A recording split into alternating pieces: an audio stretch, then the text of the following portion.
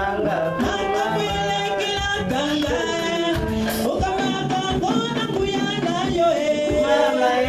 Kumama Yesu nanga. Kumama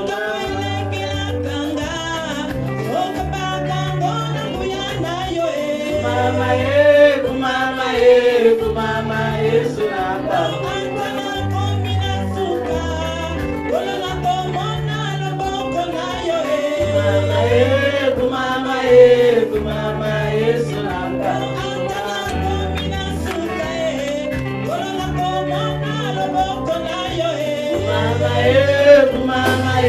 Kumama Yesu nanga.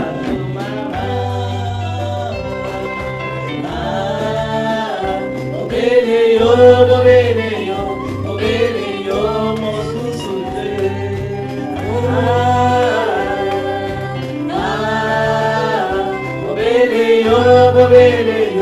Obele yo mosusute. C'est vrai makambo elekela kwa biso nzambe. Parce que yo ozanzambe yo salaka koleka makanisi na biso éternel des armées. Kolokoyoka lisusu ba témoignage kati na sika oyo. Na bombo ya moko na biso nzambe. Ezali ko témoigner que tu es le Dieu qui fait quelque chose. Nous te bénissons parce que tu es vivant, réellement vivant Seigneur. Kolobisika makasi na biso esuka kande ya yo ebandaka. Biso bato nzambe tozali kokoka te. Yo ozali kokoka yawe na ngai. Nango na yeko kumisa yo nzambe. Seigneur tikete ngai na limwa ete nguya de sala kati na ngai.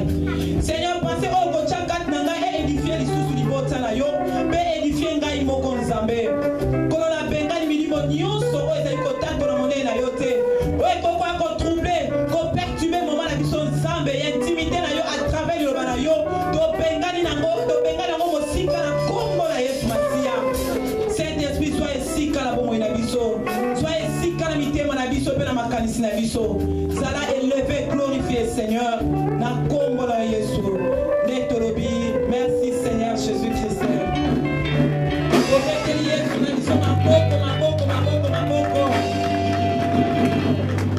Alléluia. Est-ce qu'on est prêt? Amen. Que Dieu soit loué. Amen. Nous allons parler d'un thème que nous connaissons très bien. En tant qu'enfant de Dieu, je sais que tout le monde connaît cette histoire. Mais Dieu va nous donner encore l'intelligence d'essayer vraiment de le développer d'une autre façon. Parce qu'à chaque jour suffit sa peine. Dieu agit tous les jours de la manière dont il veut. Une seule parole, chacun peut les développer comme le Saint-Esprit les dirige ces jours-là. Et je sais que le Saint-Esprit va vraiment m'aider à mieux comprendre moi aussi cette parole. Donc je l'ai préparé juste ce matin. Je ne savais quoi parler. Je dis Seigneur, aide-moi avant vraiment d'aller à l'église que je puisse avoir quelque chose de ta part. Mais Dieu m'a aidé et je sais que le peuple de Dieu serait aussi béni. Amen. C'est vrai, dans le monde, nous voyons beaucoup de situations. Et surtout en tant qu'enfant de Dieu, il y a des situations qui nous arrivent. Et des fois, on cherche vraiment des solutions pour ces situations. Et les solutions sont des fois difficiles. Et des fois, tu crois que Dieu ne t'écoute pas. Ou bien des fois, toi-même, la façon dont tu cherches Dieu, ce n'est pas de la manière dont Dieu veut que toi, tu puisses faire. Donc, c'est là, nous allons un peu comprendre, partant de l'histoire de cette femme. Moi, je crois que Dieu va nous parler. Donc, il y a aussi des situations qui restent constantes, malgré on prie, mais la situation est là. Mais des fois, on prie une situation aussi terrible, tu t'agenouilles, tu pries, tu es agi du ticotac. Mais il y a certaines situations, tu pries, tu gênes, mais la situation reste constante. La situation demeure toujours. Et de là, il faut comprendre comment changer peut-être des tactiques pour la situation qui reste de fois constante. Alléluia. Nous allons parler d'une histoire d'une femme qu'on connaît bien. L'histoire de la femme qui coulait le sang pendant 12 ans. Et nous savons que Dieu va vraiment nous bénir. Mais avant cela, je vais lire un passage, juste pour une petite introduction. Dans Luc 8, 27, je vais le lire rapidement, ce n'est pas vraiment le vif de mon sujet.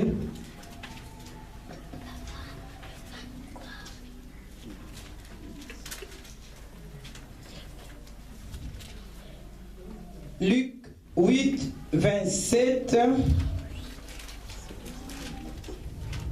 La Bible nous dit, lorsque Jésus fut descendu à terre, il vint au-devant de lui un homme de la ville qui était possédé de plusieurs démons.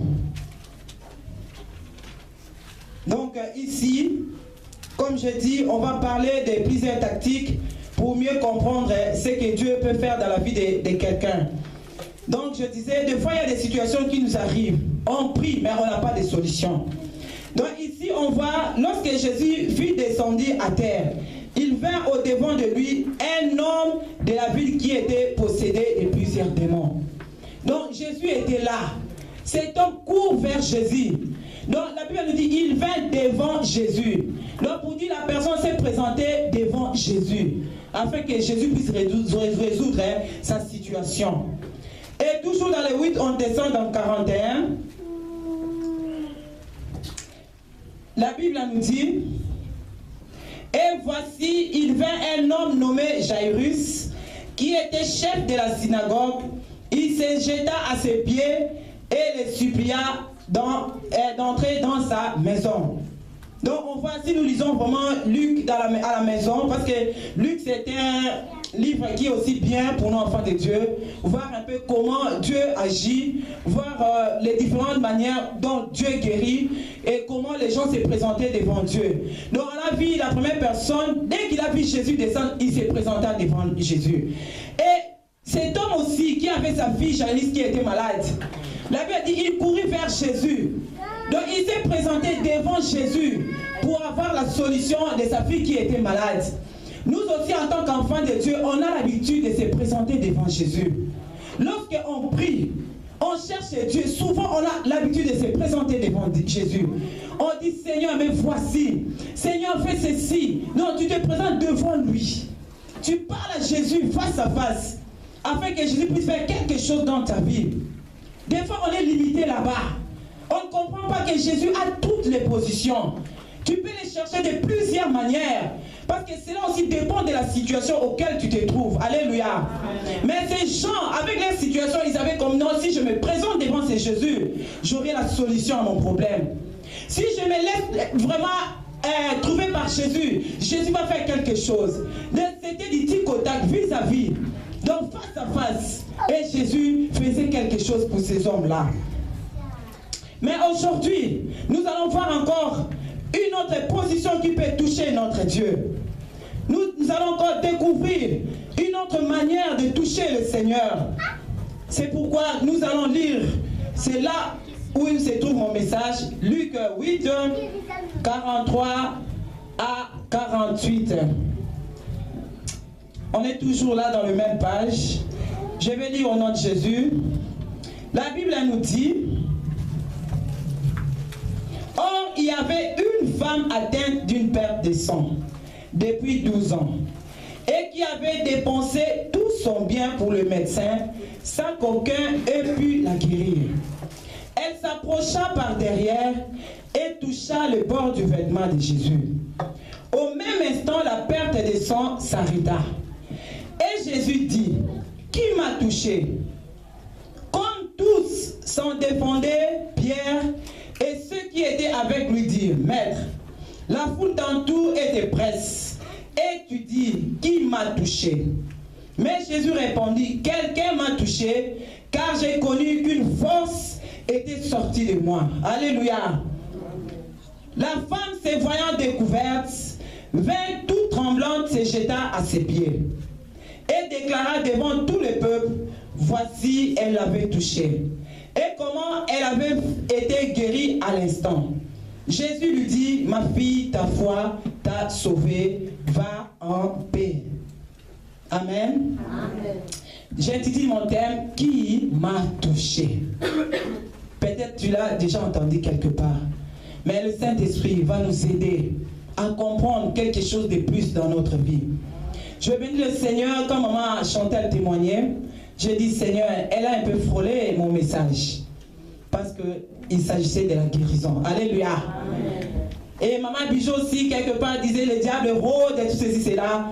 Elle a aussi frôlé un peu mon message. Amen. Amen.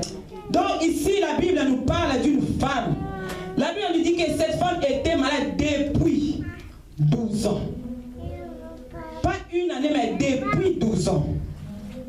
Et elle perdait du sang tous les jours de sa vie. Imaginez quelle dépense faisait cette femme. Imaginez comment se comportait peut-être cette femme vis-à-vis aux autres. Depuis 12 ans. Si nous les femmes, nous connaissons cela. 3 jours, 4 jours, une semaine, des fois tu es mal à l'aise quand tu perds le sang. Mais cette femme, c'était depuis 12 ans. Or, en tant que, par mon expérience, je perdais aussi beaucoup de sang qui était un peu anormal. Et quand on le perdait, on sent le fer, on a les problèmes de fer. On devient des fois anémique. Pourquoi? Parce que tu perds tout le temps le sang.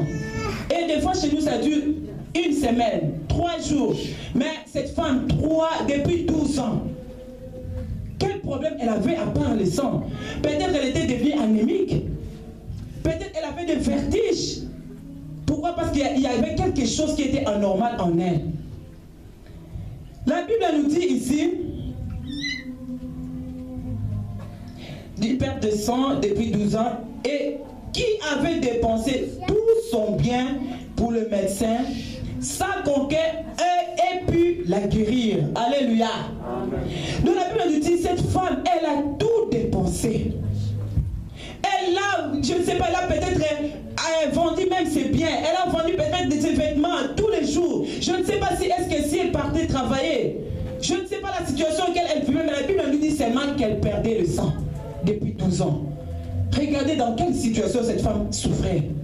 Dans quelle situation cette femme s'est trouvée. Donc les médecins, elle partait chez le médecin. Le médecin, des fois, comme a dit maman Chantal, il chante des fois des réponses. Tu arrives là, on te dit quelque chose d'étrange. Mais cette femme était là, elle a tout perdu, elle a tout vendu pour payer peut-être le traitement, pour donner au médecin. Mais il n'y avait pas de solution. Sa situation était tout le temps là. Elle était constante, la situation. La situation ne changeait pas, ne bougeait pas. Elle était là triste. Peut-être elle était, je ne sais pas la situation, je ne sais pas, peut-être la mettait en colère, je ne sais pas. Donc elle n'était pas bien, cette femme. La Bible nous dit quelque part, je peux dire, bisika makas na suki, ne bisika oyanzambe ezobana. Donc cette femme, elle a dit, non, non, non, c'est fini pour moi. Je suis à la fin. Elle a entendu de quelqu'un, Jésus de Nazareth. Elle a dit, cette fois-ci, je dois essayer. J'ai essayé avec le médecin du monde. Les gens de science, ils ont de l'intelligence de Dieu. Parce que c'est Dieu aussi qui donne de l'intelligence. Ils ont des médicaments, ils ont fait leurs recherches pour ma situation. Peut-être certaines personnes avaient aussi des guérisons à cause de la même situation. Mais elle était tout le temps là. Avec sa situation qui demeurait, il n'y avait pas de solution. Il n'y avait pas de solution. Elle était au bout de ses forces. Elle ne savait plus quoi faire. Qu'est-ce que je peux encore faire? Et ce jour-là, l'homme de Galilée, lui qui est omnipotent, omniscient, omniprésent, lui qui connaissait la situation de cette femme, il pouvait peut-être passer vers Anderlecht là-bas ou bien Molenbeek, je ne sais pas. Mais il savait que non, cette femme habite sur Richimiste.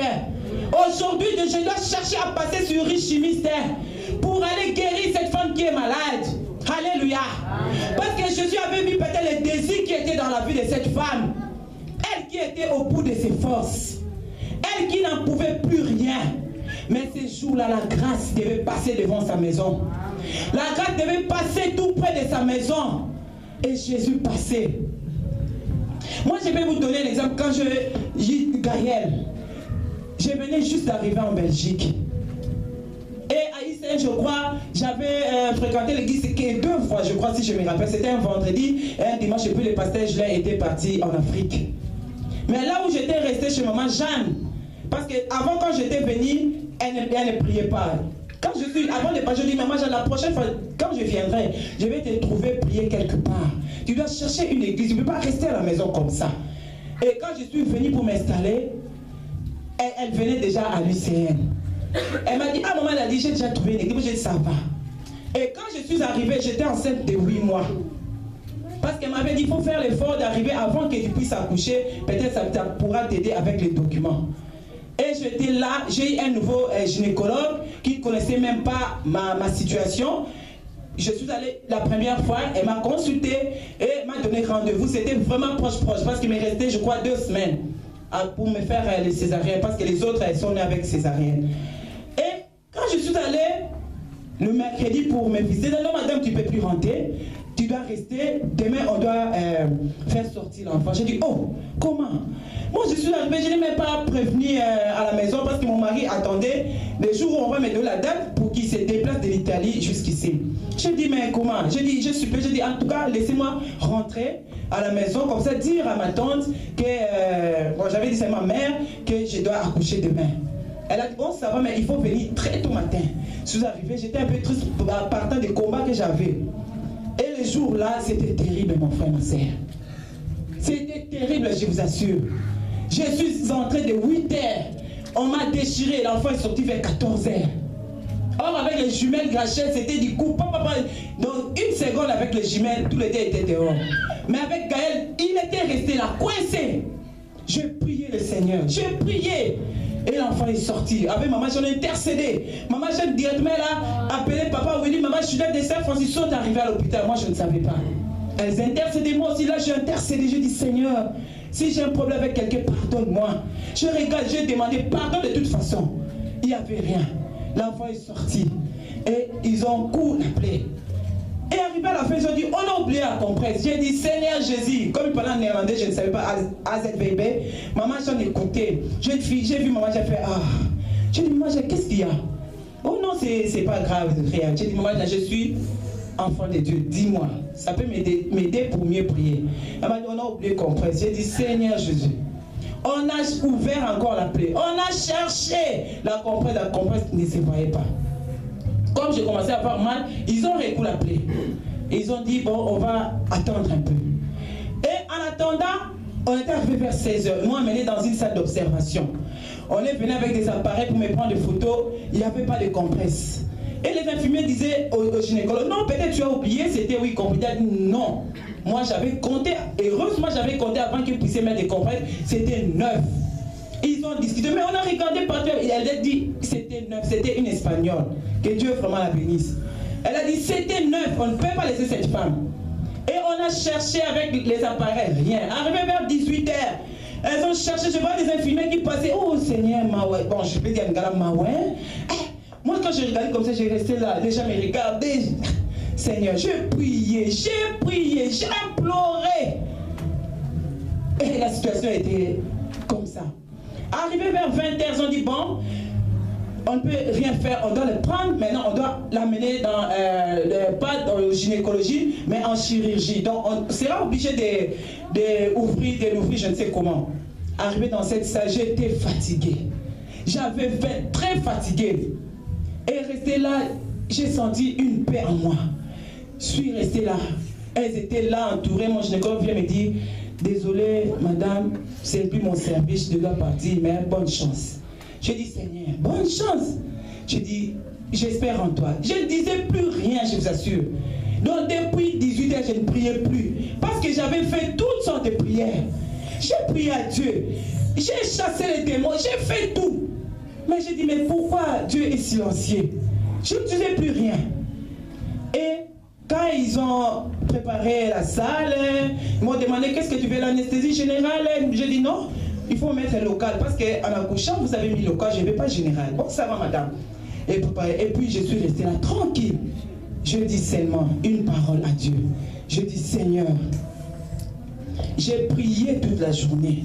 J'ai prié toute la nuit. Mais je vois ma situation compliquée. Je te demande seulement une seule chose. Je dis seulement à Dieu, j'étais là, j'ai dit Seigneur, je te demande une seule chose. Touche seulement un médecin. Entre dans ce médecin, qu'il vienne trouver la chose qui est en moi. Je dis seulement ça, c'est fini. Et pas même une minute, j'ai senti la porte d'à côté s'ouvrir. Un jeune médecin entre, laissez-moi, je vais faire. J'ai entendu en moi, quelque chose me dit, c'est moi. Et j'ai regardé le médecin, il est venu, il a fait tout, papa, il a trouvé la chose. Et tous ils étaient contents, ils ont clamé, ah madame, on a trouvé. Et on a ouvert encore, on a fait sortir la chose. Donc pour vous dire qu'il y a